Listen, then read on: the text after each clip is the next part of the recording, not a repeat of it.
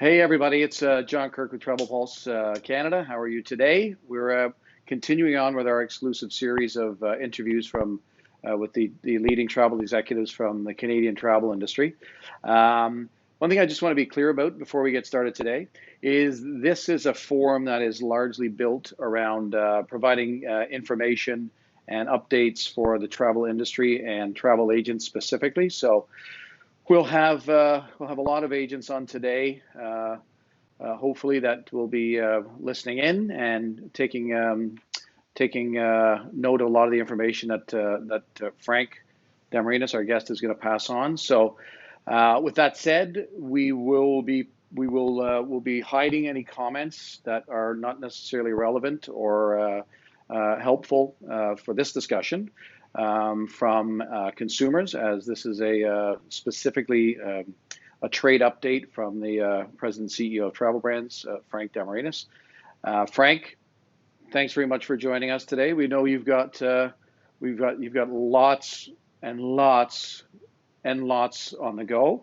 For agents that are online viewing, and we can see them all starting to file in, come into the room now. Natalie and Bruce and the team from the sales office across Canada are online, and they're going to be answering any questions that might be coming through and flying through in real time as they come up through our Facebook feed. So I just wanted to get that out of the way. Frank Demarinis, President and CEO of Travel Brands in Canada. Welcome, buddy. We've known each other a very long time. We lived through all kinds of crises, and I was there with you and with Joe and Enzo, arm in arm, living through a lot of that stuff. It's off topic, but I just remembered the other day I was talking to my wife Denise about the big fire. Do you remember that, Frank? I do. People won't know about that or maybe remember, but Frank and his brother's business from prior years, Bel Air Travel. We were doing some work together, and it was post 9/11 or just around 9/11, right? And we got the call late at night. Enzo called me and went over and just tell us about that. Talk about surviving, crises that you think are life ending. Tell us about that briefly. Yeah, I know it's off topic, but it is a little bit off topic, but if you want me to share a little bit of that as we get into what's more important to what's currently going on in today's environment. Yeah. First of all, thank you to all the travel agents and taking the time to spend here with John Kirk and myself. And John, thank you for everything that you're doing for the travel community and to make sure that everyone is still updated and they have the information that is required in this fast evolving changes that occur every single day. Yeah. Going back to that fire, there's a phrase that my dad always used to say to me when I was very young, and he said to me, Frank, remember this in life, that when one door closes, 10 doors of opportunity always appear to open up.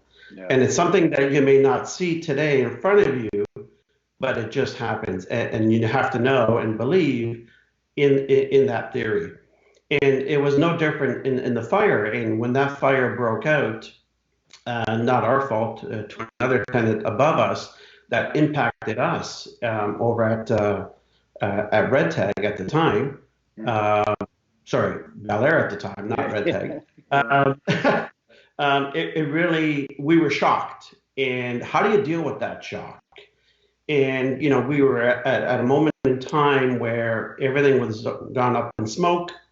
And here we are. Literally no business in the sense of call center operations. And that same day, there was a tour operator that had gone bankrupt.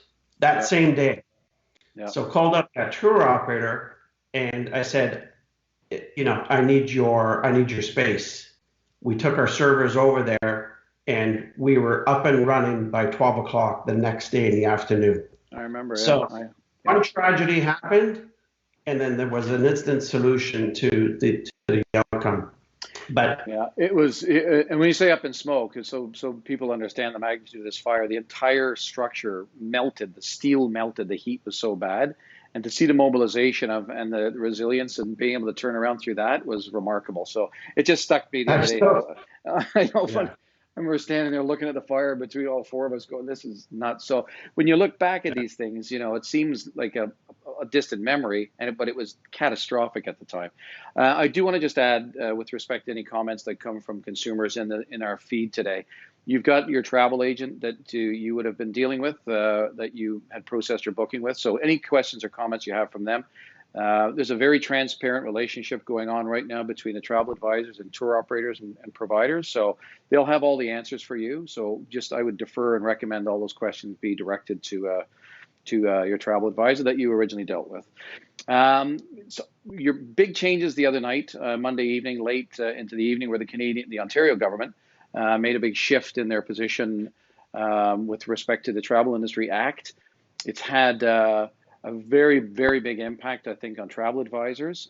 There's a big upside from consumers. I think that they're the beneficiary of that change, specifically for future travel vouchers. Now, in the event of a failure from a supplier that was a registrant in Ontario, now that those future vouchers will actually be claimable against the compensation fund, the consumer protection fund that's in place. What's your view and your take on that change and the magnitude of the change? Because there hasn't been a change to the Travel Act in a very long time. What do you think about it, Frank? I think it was absolutely deemed necessary at this point in time in the crisis that we're all in, that we're faced with. And Richard Smart over at TICO has done an amazing job to move swiftly to try and get this imposed in the legislature, to impose a revision to the act that really has not been updated in a very long time. And the fact that now that future travel vouchers are deemed to be covered under TICO is important. And this is where all travel agents need to understand the meaningful behind what Richard has done and those travel vouchers. And so with confidence now in issuing those travel vouchers for future travel up to 24 months, because every supplier is acting a little bit differently. Yep. In our case, because we deal with multiple suppliers, 90 international airlines around globally, 20 cruise lines and so forth, and 600,000 hotels that we deal with all over. Everyone has their own terms and policies and their own jurisdiction on where they need to apply those terms and conditions. Mm-hmm. And we have to look beyond ourselves here. This is not just about what's happening here in Canada, but we have different suppliers internationally that they have their own terms and conditions on how things are dealt with at that level. But I thought this was very, very important that TICO stepped in very quickly and made this change for the Canadian consumers to really have a better understanding that they are covered. Because prior to this amendment, they were not covered. Yeah. And so this is how important it is. It's for the Ontario consumer first, just to point that out. Correct. But the vouchers were not covered or protected on the compensation. It wouldn't have been covered. That was a gray area. That it's those vouchers at that point in time, up to last week, were not covered. Now they are covered. And also the responsibility that we have as a wholesaler, that when we do issue those future travel vouchers, is that the money still has to remain in trust.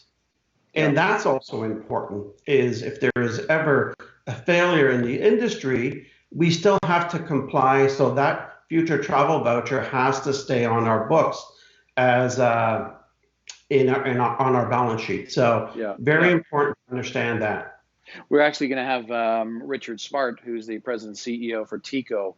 He'll be our guest tomorrow at 12:30, I think, same time. And we'll be making an announcement about that later for our viewers, so they can tune in and watch that, because I'm sure there'll be a lot of questions coming in for him. There's a lot of uncertainty, and in today's day and age where we're dealing with this crisis, all of our different suppliers, we're getting multiple updates on a daily basis. Yeah. And this is, I know it's causing a lot of havoc to the travel community, and especially the customer. Ultimately, we're here as a wholesaler. for the travel agent and ultimately the customer. And I can assure you, and I can assure all the travel agents out there, that every single Canadian airline and every single Canadian tour operator is trying to do the right thing here. This is not just an isolated case where this has been imposed on any one of us and we're working on it individually. Yeah. Yes, we are working on it individually, but we're all in this together. And I know that every single supplier in Canada, it has the best interest of what goes on here in Canada and the consumers. A rare sense of unity, because competitors at that level, and that's in your space, are vehement competitors all the time, fighting for that customer. You talked about chargebacks and future travel vouchers. You have a very complex set of circumstances, I think, within the travel brands businesses. You don't have a standard package where you have your own airline like Transat or Sunwing, where that is the airline component for the most part within that vacation package. You've got, I think we talked about, you had about 90 different airlines that can be a component of a package that somebody may have purchased with you. And that adds a whole separate set of complexities in terms of looking at refunds or future travel vouchers or what have you. Explain a little bit of that so the agent maybe can hear it right from you about how complex that is. Because there's some, I think because cookie cutter effect is applying in some other cases. That doesn't apply here. Yeah. That doesn't apply here. We're not a cookie cutter. One size doesn't fit all. Because we deal with 90 different international airlines and 20 cruise lines, and so 600,000 hotels globally, everyone's terms and conditions are very different. In our terms and conditions that we have with them, and again, this keeps on evolving day to day to day. So an airline may come out with a policy, an updated policy today, and change it tomorrow. So as we speak, there could be an update to the policy that was just given out yesterday. This is how fluent this is. And this is where all the travel agents need to understand where patience, a little bit of patience here. And I know it's tough. I know it's tough to say this. A little patience and understanding. And I think the ones that have the experience, that have been in the travel industry for a very, very long time, understand those words of patience and understanding, because it is a little bit different for us, the industry as a whole, as we work through this. But for ourselves, we deal with 90 different airlines. They all have their own terms and conditions. Yeah. And we will do this. And this is what I can say on behalf of travel brands. We will, if a cruise line allows a cancellation and a refund, we will issue that refund. And we will do that with every single supplier. So if a supplier is issuing refunds, we will do the same. But if a supplier is only issuing a future travel voucher, we have to comply with that supplier. Yeah. And this is where a little bit of understanding on the travel community is that all these different terms and conditions are not just terms and conditions as they appear here in Canada. Mm-hmm. They also have to, with an airline partner in Europe or in the Far East, you also have to understand that they have their own terms and conditions over there. Yeah, and they're imposing them on you. It's funny. I reminded myself just the other day. I'm a movie buff, and the old movie with Jimmy Stewart, "It's a Wonderful Life," when the bank goes on a run. You remember that scene where he comes in? I've got the money, Mary, I've got the money, and he walks in, and all of his customers, they're all demanding they withdraw their money immediately. And he said, "Listen, I can get us through this. I've got enough money." And okay, Mr. Brown or whatever his name was, "How much do you need?" He said, "I'll take my $37 and I'll close my account." And he said, "All right." And then the woman said, "Well, I can get away with $3.14 or whatever it was."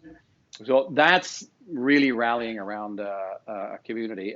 But unfortunately, some consumers, and I kind of see both sides of it, but with understanding the complexity specifically from your point of view as things. So you've made some big adjustments. I also add that it's not just restrictions of airlines, and this also applies to GDS and any travel agent that deals in the GDS. There Yeah. are certain airlines that have restricted us from issuing a refund. Okay. That is also important. That's impeded in our ability to issue that refund. So there are certain airlines that have it's restricted for us to issue that refund, which adds another complexity to the whole scenario, the crisis that we're faced in. And this is why I can't stress enough. It's not us imposing these limitations on the traveler or the travel agent. Yeah. It's imposed on us by the supplier, and understanding that every single supplier has its own challenges that they're Yeah. faced with currently right now.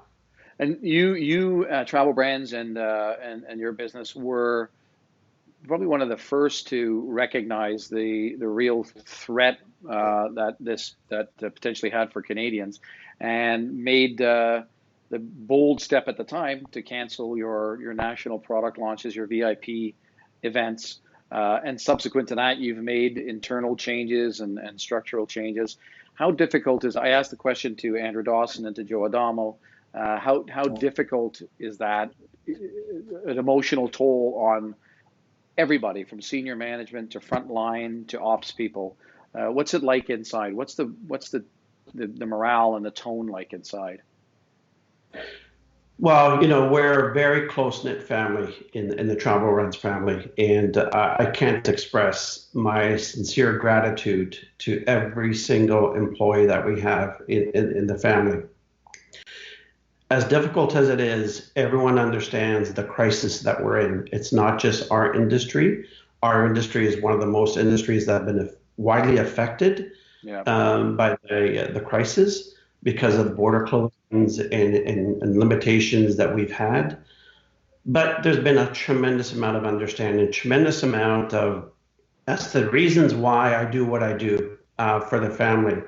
And that is because the amount of level of respect that is earned amongst the group within the Travel Brands family Yeah. is one that, for me dearly. I respect them, and I have an open door policy, and all of my staff know that. They can Yeah. approach me at any single given time of the day, and I give that same respect back to them. So we developed this close knit family where we can actually roll up our sleeves, and we don't carry the titles on our forehead. Titles don't mean anything to me. We roll up our sleeves and do what needs to get done. And this is instilled right down to from the top level right down to the maintenance workers or the Yeah. people that in administration. And I commend their staff and the bravery that they've had in understanding our position. And we've had to lay off 50% of our staff Wow. today. And there's no revenue coming in. We're about maybe 5 or 7% of where we were just several weeks ago. Yeah. And if Yeah. somebody asked me 6 months ago, what if I told you that you need to prepare yourself and get ready because in this time you're going to be cut off of revenue and you're going to be shutting down. You're not going to have an ability to make a sale. I would have said, "What are you smoking?" Yeah. This Yeah. is new to all of us. We are all experiencing this together. When the statement reads, "We're all in this together," sometimes we got to have a deeper understanding what that means because we truly are in this together in Yeah. one shape, way or another.